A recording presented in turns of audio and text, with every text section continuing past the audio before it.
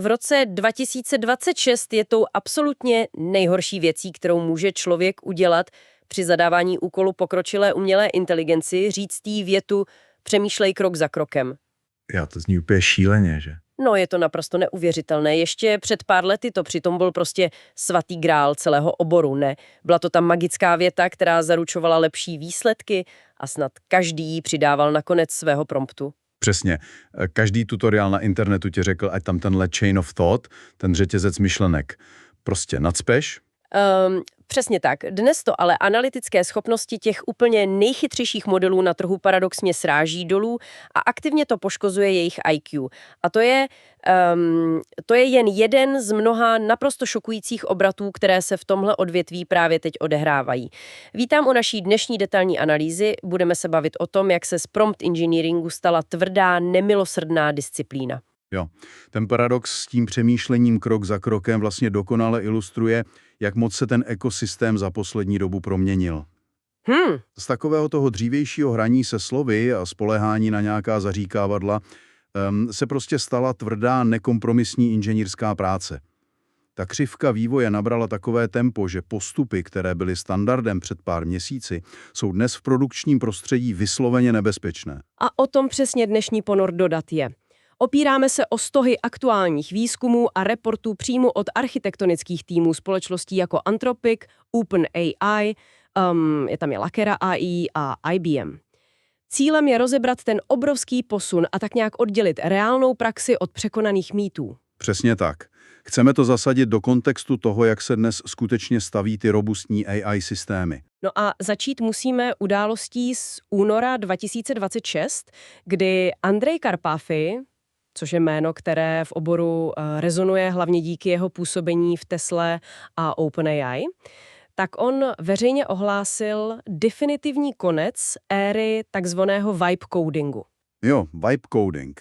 Ten termín byl vlastně docela trefný. On totiž přesně popsal tu euforickou fázi, kdy člověk v podstatě jen načrtl nějakou svou hrubou představu v přirozeném jazyce, zhruba popsal atmosféru nebo ten vibe, jak by měla aplikace fungovat, a model na základě toho prostě vygeneroval kód.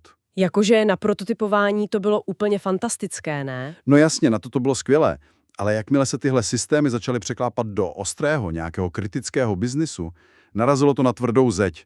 Ono to masivně selhávalo na naprostém nepochopení toho, jak fungují takové ty okrajové případy, prostě edge cases. Chápu. Ono to totiž často bez problémů prošlo takovými těmi izolovanými testy, laboratorními. Ten kód na první pohled vypadal čistě. Ale jakmile se to potkalo s realitou, třeba s nějakým neočekávaným vstupem od uživatele nebo s výpadkem databáze. Nebo s úplně nestandardním formátem dat. Přesně. V tu chvíli se celý systém prostě zhroutil. Je to jako, mně se líbí to přirovnání požádat o stavbu domu stylem hele, postav mi něco hezkého s velkými okny. Jo, to je naprosto přesné.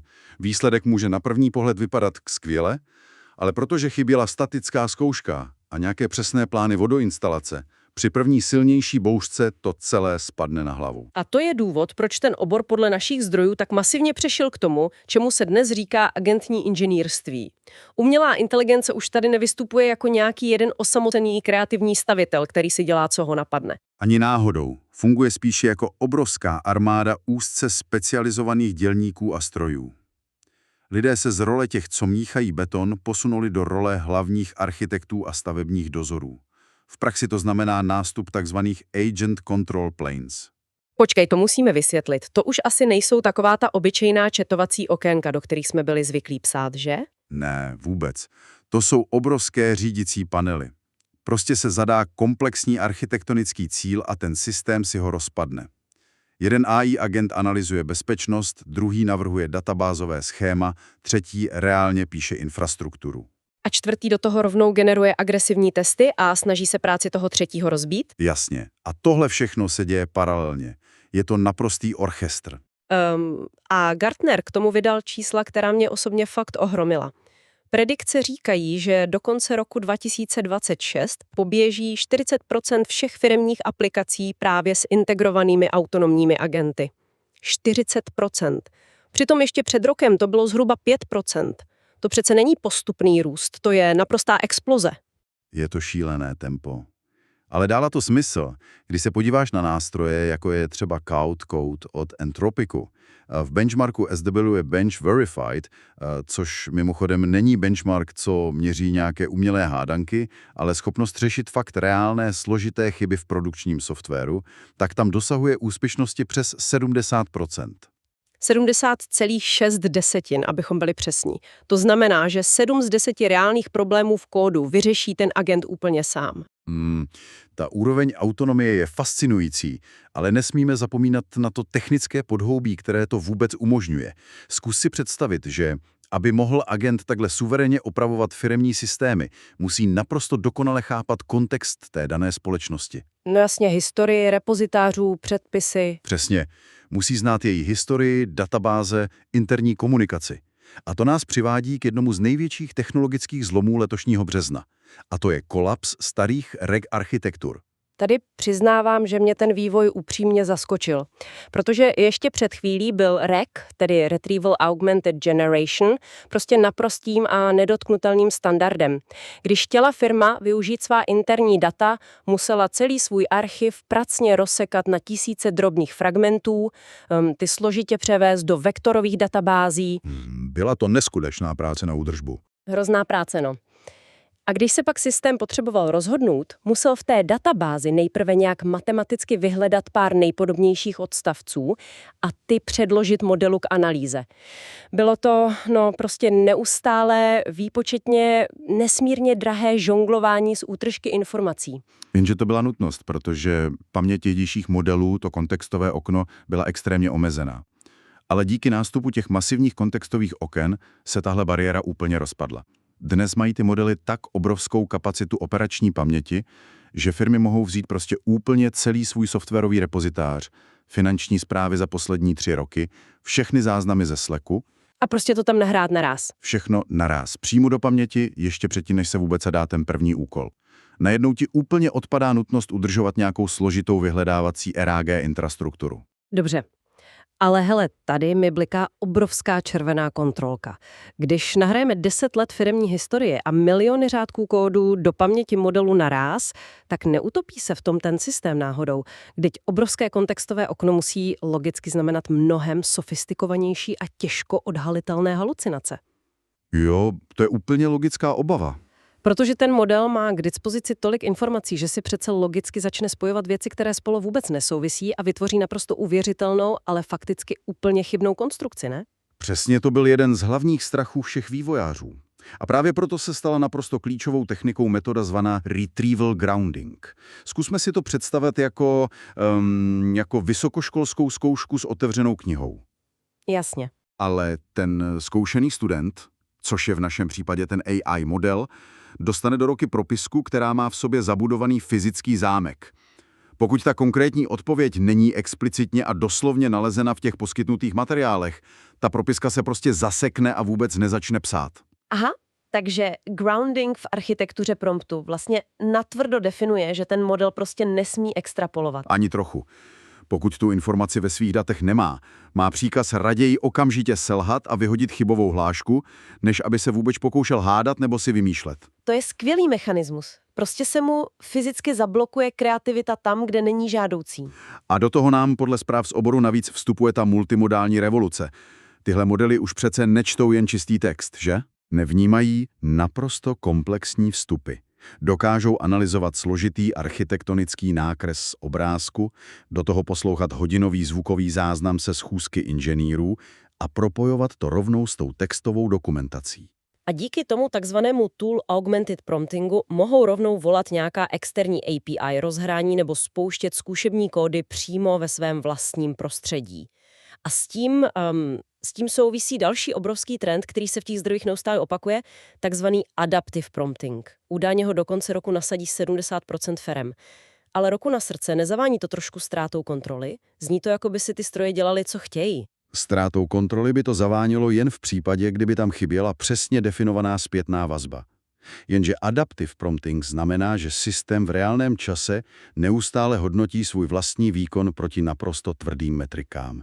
Není to tak, že by si AI svévolně měnila zadání. Takže jak to funguje v praxi? Model vygeneruje nějaký výsledek, okamžitě ho podrobí testu a pokud ten výsledek nesplňuje předem daná kritéria úspěchu, systém analyzuje, proč selhal, následně sám sebe instruuje a přepíše ten svůj původní výchozí prompt tak, aby se té předchozí chybě prostě vyhnul. Je to vlastně taková uzavřená smyčka neustálé sebeoptimalizace. Jasně.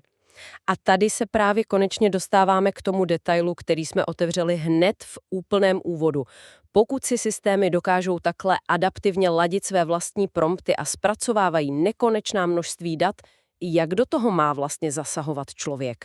A to je ten moment, kdy staré poučky, jako to přemýšlení krok za krokem, působí víc škody než užitku. Jo, přesně, sem jsme směřovali. Ta technika chain of thought. Letošní měření na testu MMLU Pro jasně ukazuje, že u starších generací modelů tenhle jednoduchý pokyn dokázal zvýšit přesnost o fantastických 19 bodů.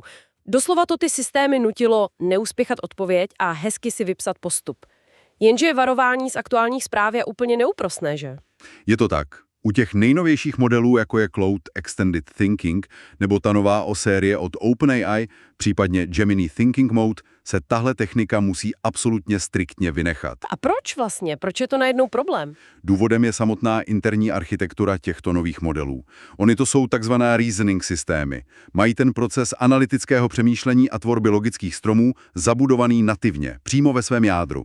Dělají to na pozadí, v prostorech, které uživatel ani nevidí. A dělají to 1000krát efektivněji, než jak by to šlo vůbec zapsat slovy. Rozumím, takže když je my k tomu nutíme manuálně přes nějaký prompt typu napišu je to krok za krokem, tak my jim vlastně úplně rozbíjíme jejich přirozený výpočetní proces. Úplně přesně si to trefila. Představ si, že ten model v jádru buduje komplexní, vícerozměrný strom možností.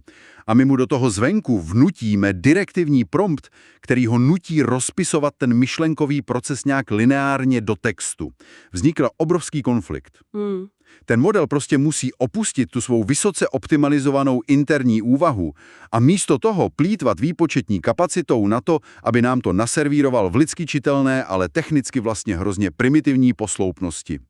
Jeho schopnost vyřešit ten komplexní problém tím pádem logicky klesne. Z toho vyplývá, že čím je ten stroj vyspělejší, tím víc my musíme mlčet a nediktovat mu postup. Což radikálně mění to, co vlastně dnes prompt engineering je. Už se přece nepíší žádná návodná zadání.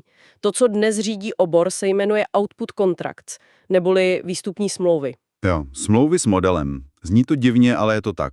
V praxi už nikdo nenapíše do okénka, hele, analyzuj mi tyhle finanční data a vyhoď mi z toho hezkou tabulku. Místo toho ten inženýr se píše naprosto rigidní kontrakt. Tyhle výstupní smlouvy se vážně podobají spíše definováním nějaké API struktury než běžnému textu, jak jsme byli zvyklí. Ten kontrakt obsahuje absolutně přesný formát výstupu, například striktní JSON objekt se specifickými klíči. Definuje povolenou délku, tonalitu a povinné datové sekce. A co je možná úplně nejdůležitější, obsahuje detailní instrukce pro manipulaci s anomáliemi. Jakože mu řekneš, co má dělat, když něco neví? Přesně tak. Kontrakt modelu jasně říká, pokud ve zdrojových datech chybí hodnota za 3. kvartál, za žádných okolností se ji nepokoušej dopočítat. Vrať přesně definovaný chybový kód a ukonči proces. Tím se úplně eliminuje taková ta kreativní improvizace, pro kterou v produkčním softwaru prostě vůbec není místo. Navíc už podle mě nelze psát jeden univerzální kontrakt pro úplně všechny systémy. Z těch zdrojů jasně vyplývá, že modely dnes vyžadují naprosto odlišnou syntaxi. Třeba u modelu Cloud se ukazuje, že je doslova závislý na formátováním pomocí XML tagů. Celá ta struktura instrukcí musí být úplně úzkostlivě zabalená do logických XML bloků, jinak to nefunguje optimálně. To u Cloude platí 100%. Zatímco u GPT-5 od OpenAI se naopak celá ta architektura točí kolem obrovské váhy tzv. System Messages, které definují základní personu a pravidla. U Gemini od Google se zase hraje na tu plnou multimodalitu. Ale ve všech těchto reportech se opakuje jeden zásadní koncept, a to je ten dramatický rozdíl mezi takzvaným zero shot a few shot promptováním v kontextu těch výstupních smluv. Zjevně to dělá úplně propastný rozdíl v kvalitě. Dělá a obrovský. Zero shot vlastně znamená, že předložíme modelu ten komplexní output kontrakt a necháme ho vygenerovat výsledek na první pokus bez jakékoliv reference. Spoléháme se, že prostě pochopí to složité zadání. Ale to je v tom profi prostředí strašný risk. Ano, to se prostě nedělá. Za to few-shot promptování znamená, že přímo do toho kontraktu natvrdo integrujeme několik pečlivě vybraných, naprosto bezchybných příkladů toho, jak má ten dokonalý výsledek vypadat. Dáme modelu vzorový vstup a k němu náš vzorový ideální výstup. Zprávy potvrzují, že poskytnutí byť jen 2 nebo 3 takových příkladů stabilizuje výstup modelu naprosto bezprecedentním způsobem. Jo, ono to totiž funguje vlastně jako takové kalibrační závaží pro ty jeho interní sítě. Zadrž ale na moment. Tady mě něco ekonomicky i logicky vůbec nesedí. Povídej. Před chvíli jsme detailně probírali adaptive prompting. Vysvěřili jsme si, že AI modely dnes dokážou brát vlastní výsledky, hodnocit je a v mikrosekundách si sami přepisovat a optimalizovat vlastní prompty. A zároveň tu máme data o trhu práce, která ukazují, že lidé tvořící tyto systémy, prompt inženýři, berou platy od 80 000 do více než $200,000 ročně. Jo, ty částky jsou astronomické. Vznikají vysoce specializované role jako AI Workflow Designer, Agentic Systems Engineer nebo LLM Quality Analyst. Ale proč by pro boha giganti jako Google, Meta nebo Microsoft platili $100,000 lidem za tvorbu promptů a kontraktů, když to ten samej stroj dokáže zoptimalizovat sám a mnohem rychleji? Není to celá jen obrovská bublina, která musí každou chvíli splasknout? Hele, to je naprosto legitimní pochybnost. Ale myslím si, že se trochu míjí s pochopením toho, za co se v tomto oboru reálně platí. Je pravda, že umělá inteligence zvládne syntaxi a tu mechanickou optimalizaci o dost lépe než my. Model sám prostě rychleji přijde na to, že když přehodí XML tagy do jiného pořadí, dosáhne vyšší přesnosti. AI za nás vyřeší to, jak. Chápu, tu mechaniku. Přesně, ale naprosto postrádá schopnost definovat to, proč a co vlastně vůbec chceme. Umělá inteligence nemá jediné tušení o širší obchodní strategii firmy. Nerozumí tomu, že tahle konkrétní aplikace musí být extrémně opatrná, protože bude čelit přísnému auditu ze strany nějakého regulátora. Aha, takže hodnota člověka se v tomhle oboru zkrátka posouvá od znalosti jazyka k chápání biznisu? Jo, úplně přesně. Nikdo už neplatí člověka za to, aby uměl hezky formulovat věty do chatu. Platíme experty, jako jsou ti AI workflow designeři, za to, že dokážou vzít vágní, často chaotický problém z reálného světa, rozklíčovat jeho skutečnou biznisovou hodnotu a přeložit ho do té nemilosrdné precizní struktury výstupní smlouvy, které potom ten stroj rozumí. Nastavení těch mantinelů úspěchu, pochopení okrajových rizik a definice toho, co je ještě přijatelný kompromis. To je prostě pořád doména lidského úsudku. A to asi vysvětluje i to neuvěřitelné množství čistě vývojářských nástrojů, které se na tenhle obor v poslední době nabalily. Zdroje zmiňují platformy jako Anthropic Workbench, nástroje pro verzování jako Prompt Layer a obrovské frameworky pro orchestraci těch agentů jako LangChain nebo Llama Index. Plus věci jako Weights and BISs pro telemetrii. Tohle už zkrátka dávno není o tom, že někdo sedí u webového prohlížeče a zkouší štěstí v nějakém chatu. Vůbec ne. Měli bychom si to představovat spíš jako klasický vývoj obřího softwaru. Ty prompty a výstupní smlouvy se dnes normálně verzují v JITu. Než se jakákoliv změna v promptu dostane do ostrého provozu, prochází přes automatizované CNCD pipeline, kde se ten nový prompt prostě otestuje proti tisícům historických konverzací a scénářů. Aby se zjistilo, jestli to náhodou nerozbije logiku systému někde úplně jinde. Přesně tak. Je to engineering v tom nejtvrdším slova smyslu. Takže ta hodně kontroverzní otázka, zda prompt engineering umírá, je vlastně zodpovězena. Neumřel, jen mutoval. Takové ty hloupé triky ustoupily opravdové systémové architektuře. Když si ty střípky z dnešních dat propojíme do jednoho uceleného obrazu, je ten skok fakt fascinující. Je to cesta od nespolehlivého vibe codingu k dnešním autonomním řídícím panelům, kde roje specializovaných agentů pracují na společném cíli. Je to přechod od lámání dat do reg databází k těm obrovským kontextovým oknům, která jsou zajištěná ocelovým lankem v podobě retrieval groundingu. A konečně ten úžasný paradox mikroskopické komunikace, kde chytřejší stroje vyžadují, abychom jim přestali radit, jak mají myslet, a soustředili se výhradně na tvorbu neprůstřelných výstupních smluv. Jo. A víš, co je důležité? Tyto principy přitom nejsou uzavřené jen někde ve slonovinových věžích velkých korporací. Ony se dotýkají úplně každého nasazení AI. Jakmile člověk pochopí, že model už prostě není člověk, kterému je třeba vysvětlovat postupy, ale je to výpočetní systém vyžadující tvrdě definovaná kritéria úspěchu, tak to dramaticky změní i to, jak deleguje složitější úkoly třeba na své osobní AI asistenty v telefonu. Ve výsledku to ušetří obrovské množství frustrace a nějakých zbytečných iterací. To dává obrovský smysl. A to otevírá prostor pro jednu závěrečnou, možná trochu znepokojivou myšlenku nakonec. Po celou dobu jsme se bavili o tom, jak lidé definují ty výstupní smlouvy pro stroje a jak ty stroje přes adaptive prompting optimalizují svá zadání, aby byla co nejefektivnější. Ale pokud tyto systémy masivně přecházejí na agentní infrastrukturu, kde si jednotliví agenti neustále vyměňují informace napříč panely a navzájem si zadávají úkoly, jak dlouho vlastně bude trvat, než tyto agenti narazí na limity přirozeného jazyka? Než zjistí, že angličtina nebo čeština jsou pro předávání obrovských komplexních dat zbytečně pomalé na přesné a plné dvojsmyslů. Co se stane v momentě, kdy si tyhle stroje pro svou vlastní vzájemnou domluvu vytvoří svůj vlastní, čistě matematický komunikační protokol? Prostě jazyk plný vektorů a symbolů, kterému náš lidský mozek už nikdy nedokáže porozumět. To je hodně zajímavá úvaha. Že jo? Nebudou totiž ti dnešní vysoce placení AI designéři za pár let spíše jen takovými zoufalými auditory, kteří budou s otevřenou pusou zírat do logů a marně se snažit zpětně dešifrovat, na čem přesně se ta armáda strojů vlastně dohodla? No, to je otázka, která na rozuzlení teprve čeká a my si ji necháme na nějaké další analýzy. Pro dnešní detailní ponor dodat je to od nás vše, moc se těšíme u dalšího zkoumání trendů.